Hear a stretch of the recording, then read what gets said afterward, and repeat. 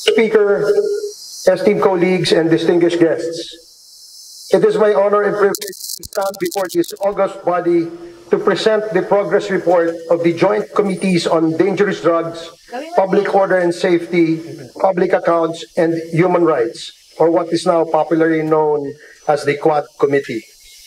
Number 2, perpetrators of crimes against humanity under Section 6 of Republic Act 9851, or the Philippine Act on Crimes Against International Humanitarian Law, Genocide, and Other Crimes Against Humanity. Former President Rodrigo Roa Duterte, Senator Roland Bato de la Rosa, Senator Christopher Lawrence Bongo, former PNP Chief Oscar David Albayalde, former PNP Chief Debold Sinas, Police Colonel Royina Garma, Police Colonel Edilberto Leonardo, and Hermina Muking Espino.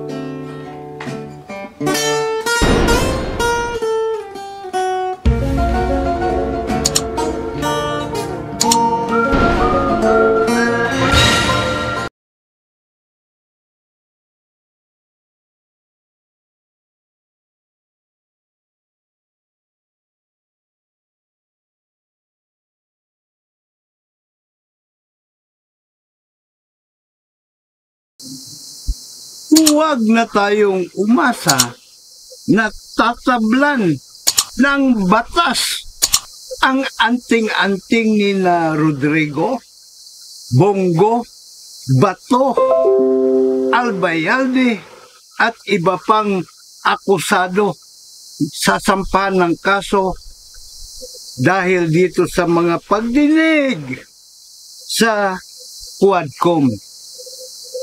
Matinding anting-anting ng mga ito eh. Ha?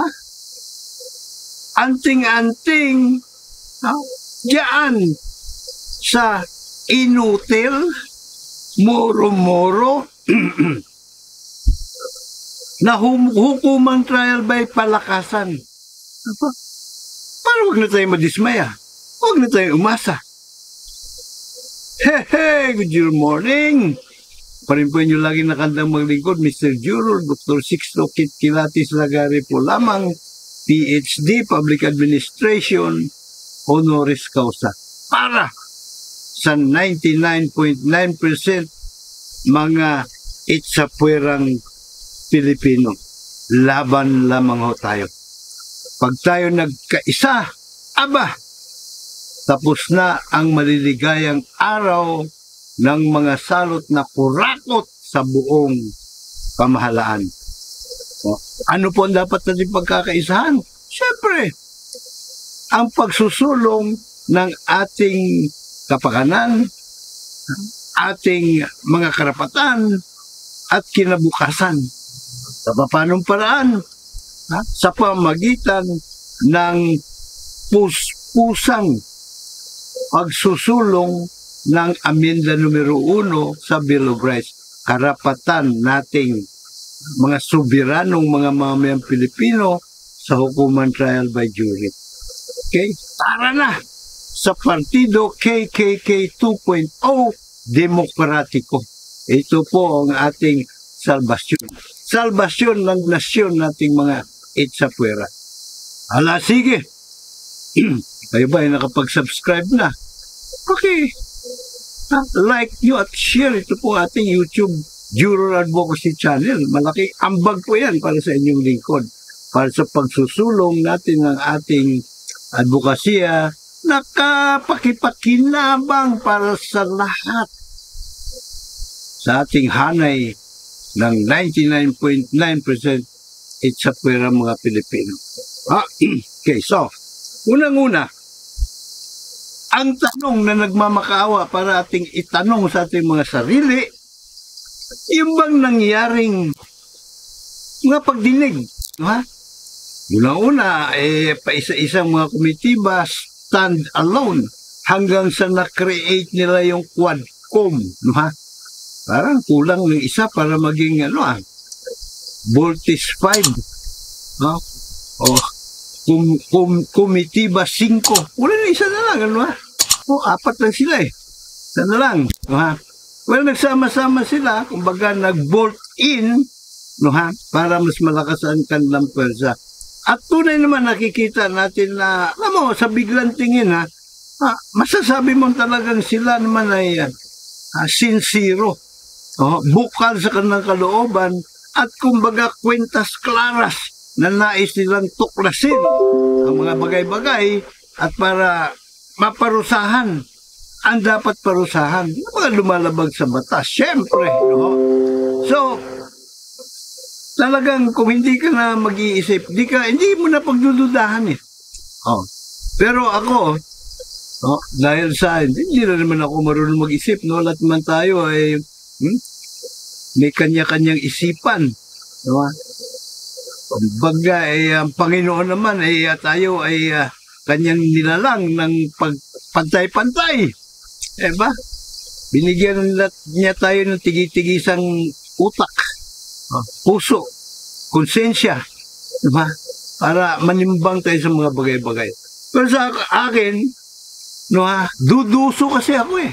At yan ang katangian naman, dapat taglay ng bawat isa sa atin. Abay, diba? Kailangan matuto tayong magduda. Kasi pag wala tayong kaduda-duda, paano natin mahalungkat, di ba, ang mga bagay-bagay ng malaman kung ano ang katotohanan. So para sa akin, scripted lamang po yun. Para saan? Siyempre, pakitang ICC lamang po yun. Ano mapigilan yung ICC? Sabihin na, ICC, hold your horses, gentlemen. Steady lang kayo dyan, gumagana. Ang hukuman, ang sistema ng hustisya dito sa aming bayan magiliw. O kaya pagugulungin namin ito, relax lang kayo riyan. Huwag niyong damputin si Rodrigo, si Bato, si Bongo, si Albayalde at kung sino-sino pang involved doon sa extrajudicial killings. No? May bonus pa. Kita, katakot-takot, nakita sa droga. Ang birang pati sa diba? Now, kayo ba may duda din? Alam ko, hindi na naman ako marunong magduda at marunong bumasa ng sitwasyon dito sa ating nakikita nating mga ganap sa ating lipunan, sa ating gobyerno. Ano po? Alam niyo kung bakit ako nagdududa? Na scripted lamang lahat ng iyon, pati yung pagsasampan ng kaso. Sapagkat, batid naman natin pare-pareho. Nung si Duterte pa ang Pangulo, sagana sa kurakotable funds yung mga congressman na yan, pati mga senatong. Well, except for a few, halos lahat naman sila nakinabang eh. Diba? Halos lahat ng yan. At knowing yung Duterte scheming, hindi scamming scheming of things, diba? Sanay na si Digong, kung paano niya bubusugin sa konting buto-buto at mumo ang mga buhaya sa paligid niya. Kabisado niya yung diskarte na yan. Kaya, pinapailan niya ng mga kurakotable funds yung mga yan. At sila naman, siyempre, mga buhaya nga eh. Diba? Ngasab din sila ng ngasab. Kaya, hindi nga nila mapahindihan kung merong, alam mo na, yung mga utak kriminal, kriminal na diskarte na si Duterte at kanyang mga alipores na makapag-isip ng paraan para madiskaril ang ICC. Boss, kunyari, iniimbestigahan ng kaso yan sa Kongreso, maging sa Senado. Para maipakita natin sa ICC at sa buong mundo na talaga nagpukumahog tayo rito. Okay. So yun nga nangyari sa tingin ko. Now, ngayong nasampahan na ng kaso, o sasampahan pa lang, sigurado yung DOJ, magsasampa ng kaso yan. Kasi kasama yan sa overall scheme, eh. Diba? Modus operandi. Oh. So, paano natin mapagtanto na ito ba itutuhanan na talagang gusto nila i-prosecute si Digong o gusto lamang nilang protektahan? Tingnan natin, unang-unan. Yung po kaso na isasampa ng DOJ. Tingnan natin, baka naman, kasing labnaw ng mga kaso isinampa kay Duque noon at kay Lau. Doon sa Office of the Ombudsman, kaya sila nakapagpiyansa, imbis na plunder, ginawa lang graft and corruption. O graft case lang yung malabnaw. Kaya sila nakapagpiyansa, ngayon malayang-malaya sila. O patutulugin na lang dyan ang kaso ng, palagay mo na 50 anyos para masira nila yung record ng mga Marcoses. Doon sa kaso nila kamakailan lang na dinismiss na sa Sandigan Bayan na 30 anyos ang inabot. So ito, gawin ng 50 anyos. Alam niyo kung ano ang dahilan ng Sandigan Bayan? May desisyon ng Korte Suprema noon. At sabi ng Korte Suprema, the burden of proof, siyempre, kailangan tigasin. At naandun yan sa prosecution. Ang prosecution, walang sumiti na bigatin na pruweba. Yun ba ay sinadya? Yun ba ay binawasan nila yung mga pruweba? At ang balita ko kasi merong mga winidraw eh. Diba? May mga pinalitan. So yun na yun. Malamang yun na yun. Pinalabnaw ang kaso. So antabayanan po natin, bantayan po natin itong si Justice Secretary, DOJ Secretary Boying Remulla, kung ano po yung ilalapag niya ng mga ebidensya. Malabnaw ba? O solid? O ngayon, pagka nagsampa na siya ng kaso, papasok na yung sub-judice rule. Hindi nga batas ito eh. Administrative matters na ito na ginawa ng Korte Suprema eh. Para pagbawalan ang sino man na i-discuss yung kaso habang nandun na sa korte. Ipaubayan nyo na ikaw sa korte. Bali yan. Alam mo, yung rule na yan, pandiktadorya yan. Pabor yan sa mga abusado at mga kawatan sa pamahalaan. Alin? Sa totoong demokrasya ng US, walang ganun. Ay yung paglilitis nga kay Trump, kung napapansin ninyo, habang nililitis, abay, tuloy ang mga argumento at kontra-argumento ng mga komentarista sa telebisyon. Lalo tigit din sa Fox News at yung CNN. Ay po ba, MSNBC. Tuloy na kinikilatis nila ang mga kaganapan sa korte. Halos real time. Diba? Yung isang panig, yung Fox News, pabor kay Trump palagi yan eh. Diba? Ay CNN naman, kontra kay Trump palagi yan. So, ipinipresenta ng magkabilang istasyon kung ano naman yung pabor sa kanilang manok. Na? Ang purpose noon, at dapat pinapayagan yun, sapagkat doon ngayon, ang mga mamayan, which is the final arbiter, makapag matalinong pasya ang kanilang ilalapag naman pagdating ng halalan. Yun ang purpose nun. At demokrasya kasi. Diba? Hindi mo po pwedeng itago yung baho eh. O katulad ng madalas pangarandakan ni George Erwin Garcia. Nandun na yung korte, nandun na yung kaso sa korte. Huwag na natin pag-usapan yun, masubjudice tayo. Palusot lamang po yun, mga kaungasang palusot, no? Siyempre, hindi tayo pwede mag-ingay. Yung Kongreso, hindi rin pwede mag-ingay. Maging yung Senado, hindi rin. Bulag na tayo pare-pareho kung anong ang mangyayari habang nakabinbin na doon sa korte ang kaso. Hindi na digong, gong, bong, gong, batog, gong, gong. Diba? So, suriin po nating mabuti ang ihahain ni Boying Remulla. Baka naman ito ay katulad din ng ginawa ng ombudsman. Yung inutil na ungas na ombudsman natin, sayang pinasusueldo dyan, ng kapal na muka. Pinakakain niya sa kanyang pamilya ang sweldong galing sa atin na hindi niya nasusuklian. Diba? Ng kwentas klaras. Diba? Apples to apples, ika nga. So yung kasong inihain niya laban kina Francisco Duque at dating Department of Budget Management Procurement Service, Executive Director Lloyd Christopher Lau, malabnaw. Kaya nakawala yung dalawa. Bukod pa riyan, siyempre, nabanggit ko na kanina, posible din patulugin na lang yung kaso. Pagsampa niyan doon sa korte, palagay mo na saan ba siya isasampa? Doon sa Sandigan Bayan. Diba?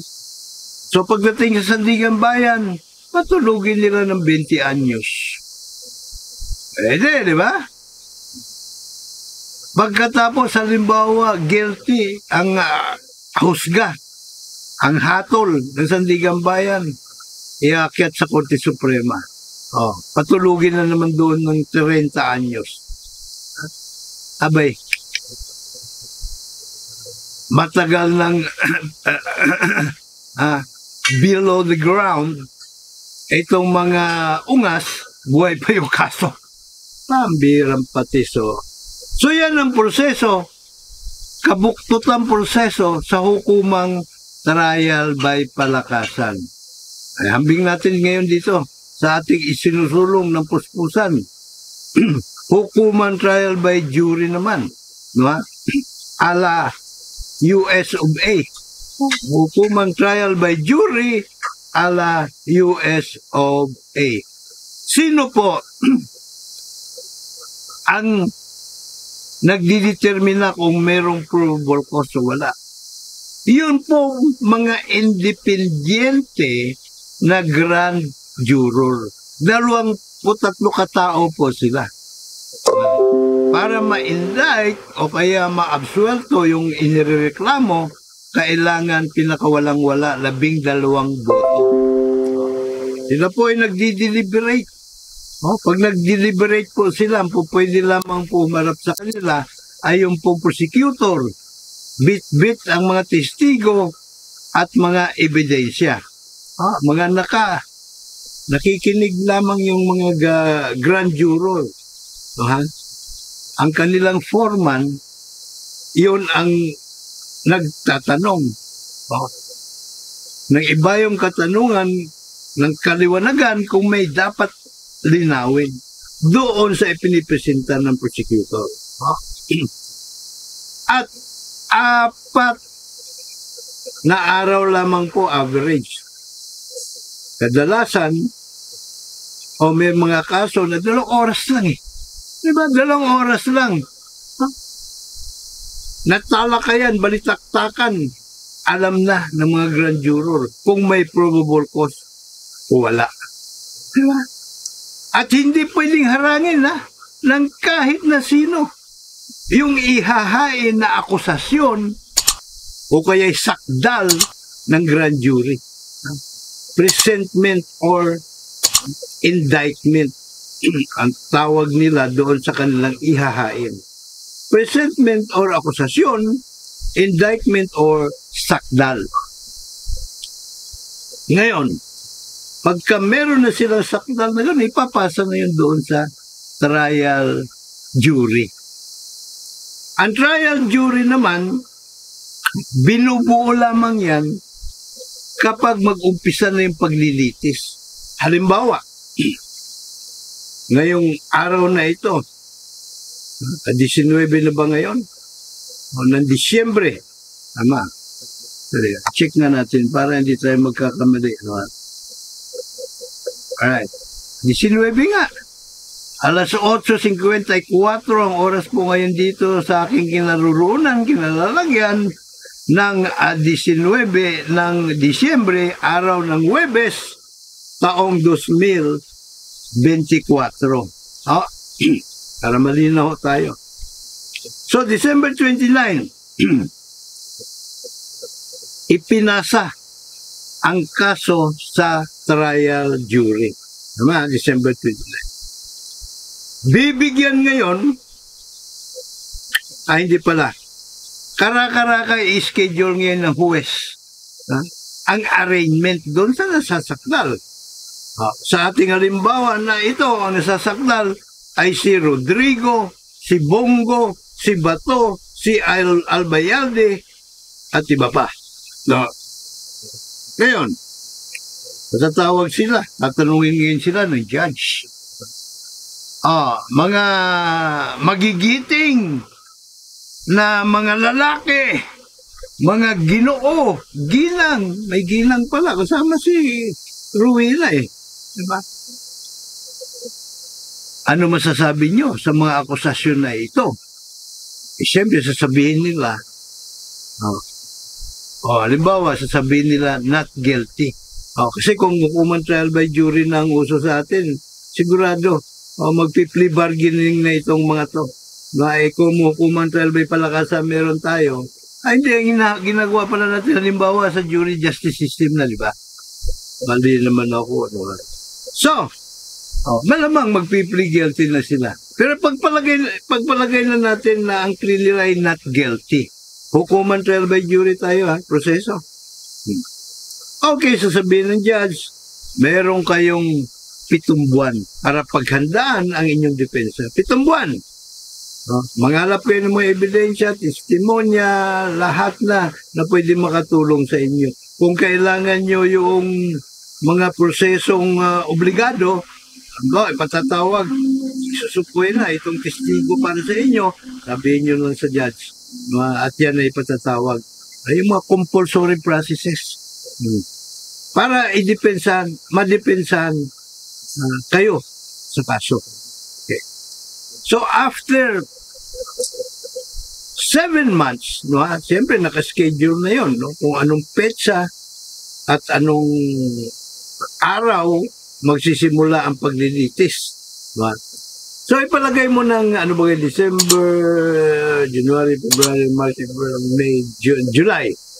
Palagay na natin nagtapos ang 7 buwan na July 19. Prior to July 19, lahat ng 18 anyos pataas. Sa buong Pilipinas na kasi ang kailangan dito ay national jury. National kasi yung nilabag na batas pang national Ngayon kung ang nilabag na batas ay pang lokal, 'di ba? Lokal lang na grand jury ang huhusga. So lahat ng 18 anyos pataas din sa buong bansa ira-raffle. Yan ang proseso. Pagka na-raffle na yun, talagay mo kukuha sila ng 40 o 100 na para sa kasong ito, particular lang sa kasong ito.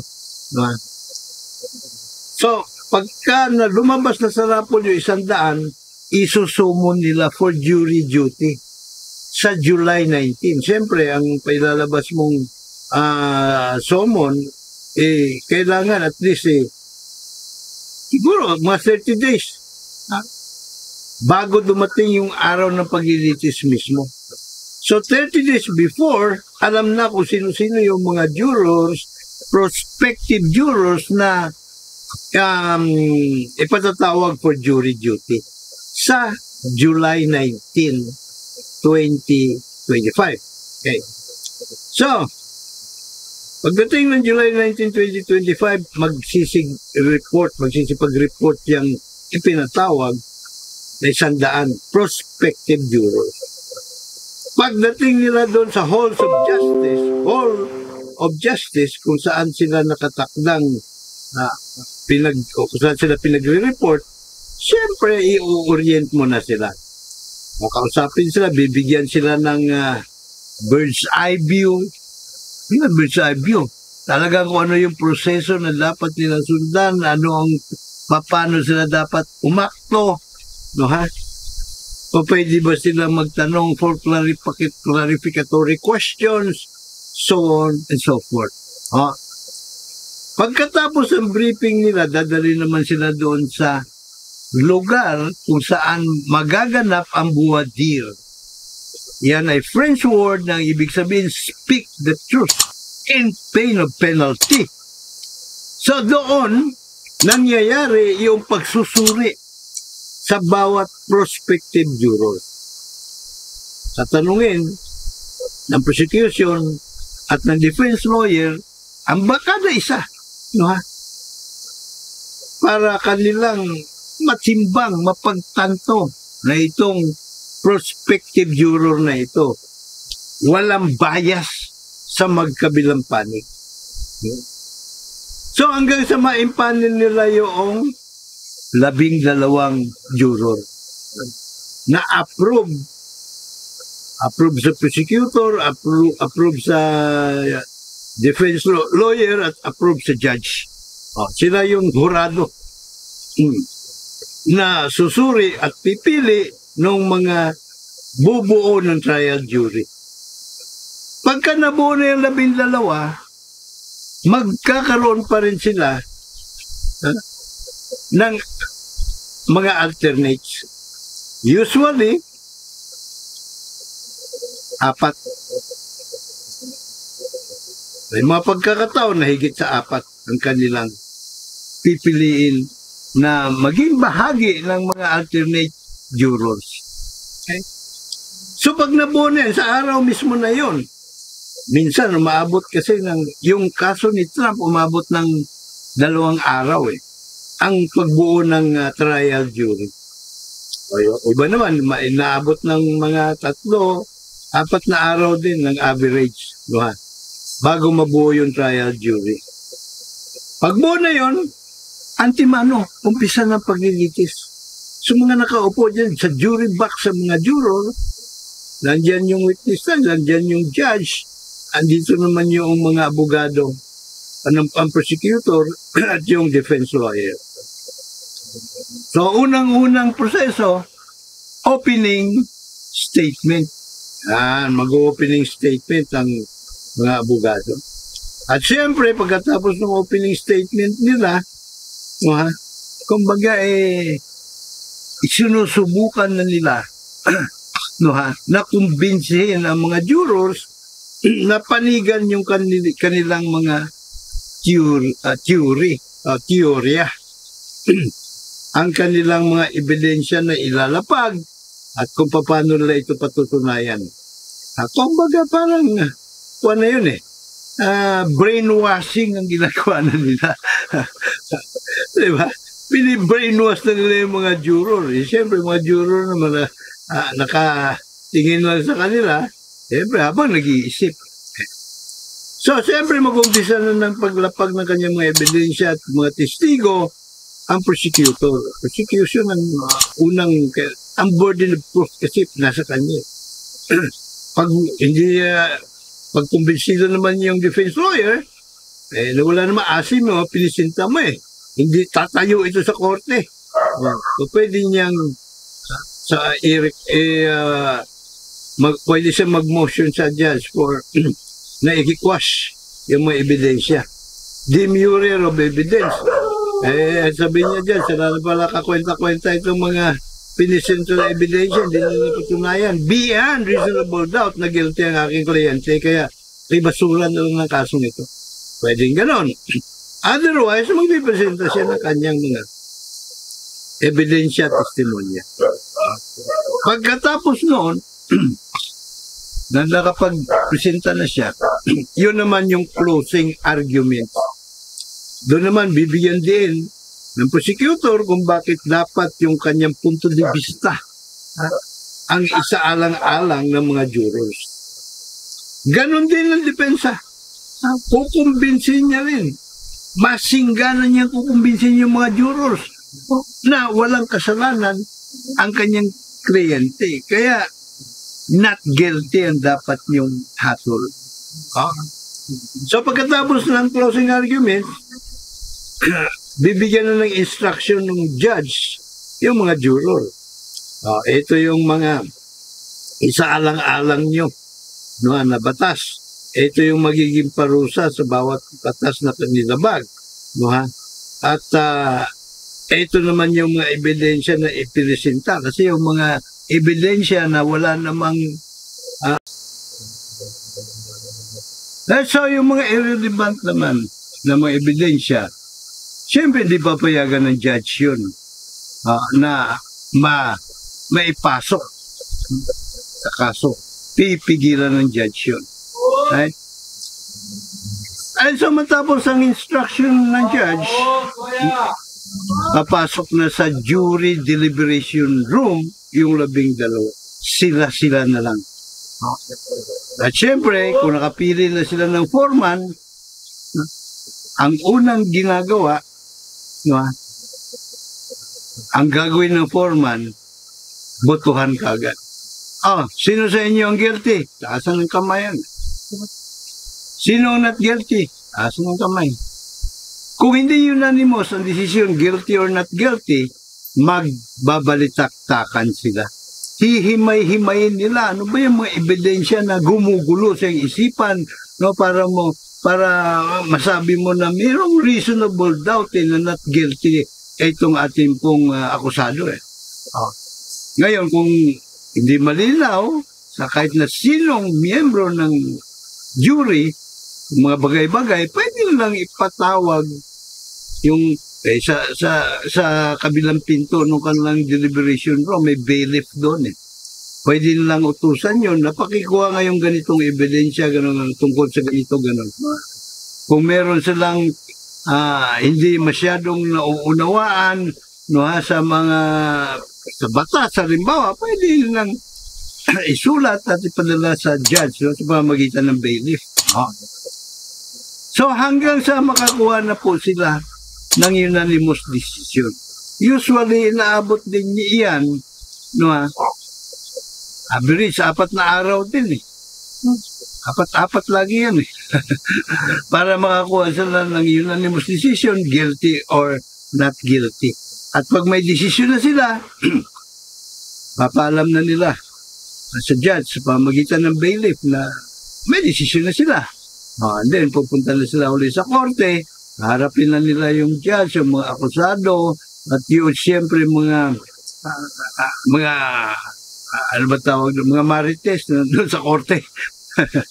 Diba? Mga OC. OC nung araw, tawag dyan nag-evolve, naging marites. So doon na nila ilalahat at tanongin sila dyan, have you reached the verdict? Jury, have you reached the verdict? A verdict. Pag sinabi nila yes, Your Honor, so iabot nila.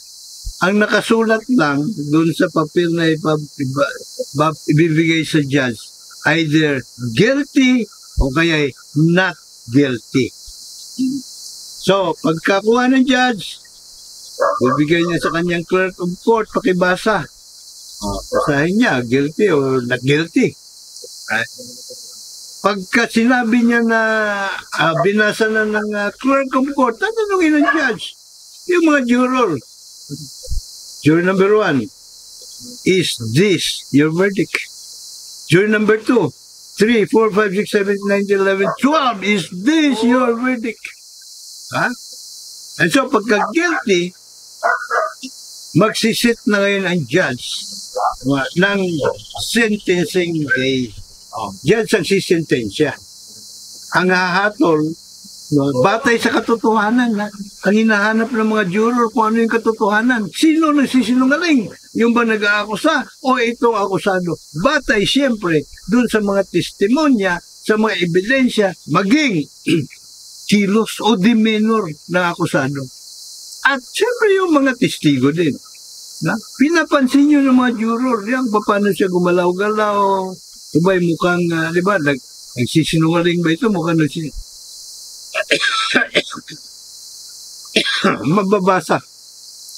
mababasa yun ng mga juror sa pamamagitan ng kilos at galaw ng testigo o ng mismong akusado. Diba? So, isiset na. After isang buwan o depende sa judge kasi marami pa siya ikukonsidera. May mga mitigating circumstances, aggravating circumstances, no ha? I-factor in pa ng judge yun to come up with a reasonable sentence. Diba? Yan ang beauty ng hukuman trial by jury. At walang makakapigil kahit na sinong demonyo, engkanto sa buong gobyerno na gampanan ng grand jurors at mga trial jurors ang kanilang obligasyon. Wala silang amo sa gobyerno eh. Sa amo, ang amo nila pangunahin ang kanilang kapwa, mamayan, at syempre yung kanilang sarili. Iyan ang beauty sa hukuman trial by jury. Independence. Malaya silang makapaghusga. Kaya kung gusto po natin na makatarungan at makataong lipunan, abay, tara na sa KKK 2.0. Pusang pagsusulong ng amenda numero 1 sa Bill of Rights. Karapatan nating mga soberanong mga mamayan sa trial by jury. Sapagkat kung juror tayo, abay, palakasan sa hukuman hindi na uso. Kung juror tayo, lahat ng mga kawatang nagbabalat kayong politisyan sa buong gobyerno, mabilis pa sa alas 4, mabubuko at makakalabuso. Kung juror tayo, lahat tayo sa hanay ng 99.9% mga itsapuerang Pilipino, ligtas at mga milyonaryo. Kaya dapat lang juror ka. May God bless us all. May God bless Philippines.